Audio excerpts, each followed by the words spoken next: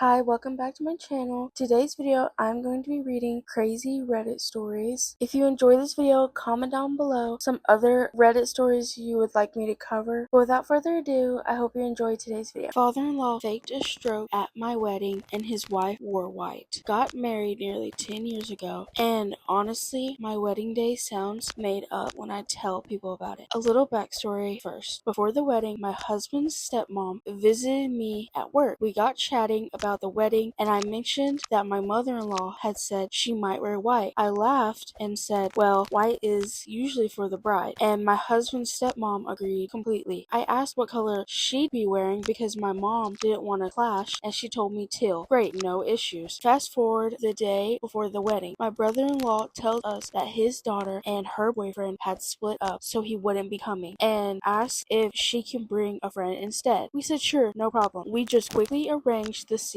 The only awkward thing was the new friend didn't have a name place because they'd been custom ordered months before. The wedding morning arrives, the bridal party leaves first, and it's just me, my dad, and the flower girl waiting for our car. The car arrives and my dad immediately starts panicking, asking if I've got everything, while I'm also trying to make sure the flower girl has everything she needs too. We get to the venue and I suddenly realize I've forgotten my flowers. Cue another quick rearrange so I actually have a bouquet walking down the aisle. Ceremony goes well. Then, on the way to the reception, the driver gets completely lost trying to find the venue. At this point, I'm just laughing because what else can you do? We finally arrive and our friends who made the wedding cake tells me one of the tiers cracked during transport. Again, not the end of the world. We decide to cut up the cracked tier for our guest and keep the other two for photos. I finally get a drink in my hand when my sister-in-law comes over and says, have you seen what your husband's stepmom is wearing? I turn around and she is dressed head to toe in white. White dress, white jacket, white bag, white hat. My first response is literally, well, that's not teal. But somehow, this still isn't the crazy part of the day. My father-in-law then apparently decides to fake a stroke because his other son, who barely has anything to do with him, was finally giving him some attention. He kept dramatically shouting his son's name and an ambulance got called. My husband eventually snapped and shouted, this is my wedding and you're ruining it because your son is finally paying attention to you. The night ended with father-in-law and stepmom leaving in an ambulance before the evening reception had even started. Still married though, so I guess that's a win. Groom goes missing 4 weeks before the wedding. I was a wedding planner assistant and I have so many stories I could tell, but this is my worst. It's so bad, it sounds like I'm making it up, but I swear to God, this all happened. I have a groom go MIA 4 weeks, edit 2 weeks, before the wedding. None of his friends or family get a hold of him. The only reason I know he's missing is because we were trying to get a hold of the couple to iron out last minute details and finalize payment. The day of the wedding comes and people still haven't heard from him and have no idea if he's coming. I asked his parents, his best man, no one had heard from him. The ceremony was set to start at 10 a.m. The bride and bridal party showed up at 9 a.m. to finish getting ready. While I'm doing up her corset, she's sobbing and telling me she doesn't know if he's coming. I have never told a bride this before, but after an hour of waiting and her crying, I said, you know you don't have to do this, right? She responded that she loved him and wanted to. Guests are leaving. Parents are fighting. At 11:30, the groom shows up absolutely wasted, gets angry with the bride for being upset. They both insist on getting married still. I helped the bride fix her hair and makeup and they got married. I heard rumors that they got divorced 3 months later. Edit. The bridal party just had to finish getting ready at the venue, putting their dresses on and some touch-ups to hair and makeup. The officiant was the groom's friend. Only about 15 to 20 people showed up to the wedding, half of which left after 30 minutes. I did not handle communication with the couple or family prior of the wedding day. I have no clue what, if anything, was being done about him being missing. The family made it seem like it isn't uncommon for him to go on benders. I have no idea what anyone thought process was. I did not know anything about the couple or families. I only handled things the day of. I also concede that maybe I'm remembering it wrong and it was only 2 weeks. Y'all are making me doubt myself. Another edit. I just texted my mother mother who also worked there at the time. She can't remember exactly how long he was missing, but thinks it may have been 2 weeks. This seems like an inappropriate time to grind. Hello everyone, long time lurker here, first time poster. I have had this story on my mind for over a year, but I didn't want to share it until I was sure my little brother, 21 male, and his ex, 34 female, were through, because wow. I got married back in January of 2025. Everything went pretty smooth and was honestly the best night of my life. My hubby and I both love to get down and party, so we had a hootenanny and a half. I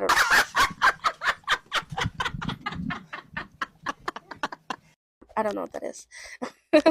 However, there were some shenanigans from my little brother, we'll call him Josh, and his now current girlfriend at the time, we'll call her Rebecca. When I had first talked to Josh about Rebecca, he had said it wasn't serious and they were just casual, so I wasn't planning on extending an invite. But about 2 months later, that had changed, so I extended an invite to Rebecca. This will be Rebecca's first time meeting most of the family, so I told her there was no pressure to come. She decided to come and wanted to meet the family before the big day, so we arranged a dinner for everyone nearby and invited the two of them. They showed up 2 hours late, stayed 45 minutes, and left. Then the next day for the rehearsal, my brother Josh was nowhere to be found. He was called and texted, but no answer. He showed up 10 minutes late of the rehearsal and let everyone know the reason he was late. He had been doing goat yoga with Rebecca. The real icing on the cake was the wedding itself. My husband's mom passed away when he was quite young, and he wanted to honor her memory at the wedding. So for the mother-son dance, chose a song that meant a lot to them, Counting Blue Cars by Dishawala, and gave a small speech at the beginning. It was a really sweet moment and everyone got up to dance and celebrate his mom. Well, when one looked to the left of the room, my brother Josh and his date Rebecca grinding all over each other throughout the song. This next one isn't technically a story, but I'm going to be reading from r/ask Reddit. What was the wildest thing you witnessed at a wedding? DJ and father of the bride got into a fist fight when father found DJ hooking up with the bride's 17-year-old sister. Woof. The two that come to mind: one, I was in a wedding where the officiant requested a moment of remembrance in honor of the bride's father, Larry. His name was not Larry. He was also not dead. He was sitting in the front row. Before anyone asked, he did not walk her down the aisle. They didn't have the best relationship. Her grandfather gave her away. Two, I was also at a wedding where during the first dance, I noticed a commotion down the hall where the caterers were set up. A teenage kid, probably his first job, was throwing and kicking catering equipment everywhere. As I was trying to figure out what the heck he was doing, he moved out of the way and I saw the largest raccoon I have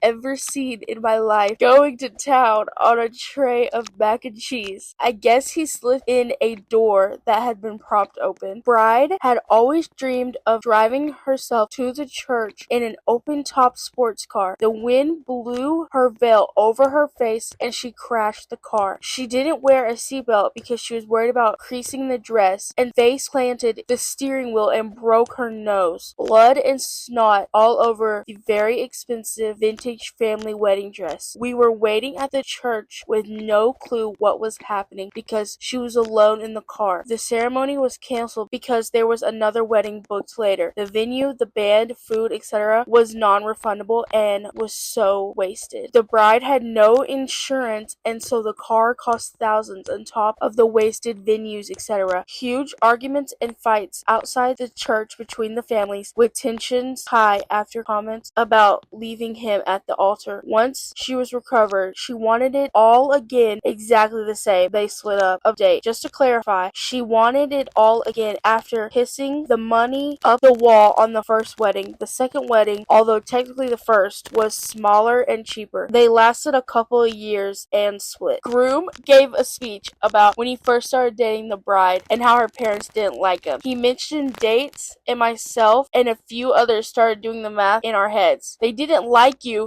because you were 21 and she was 16.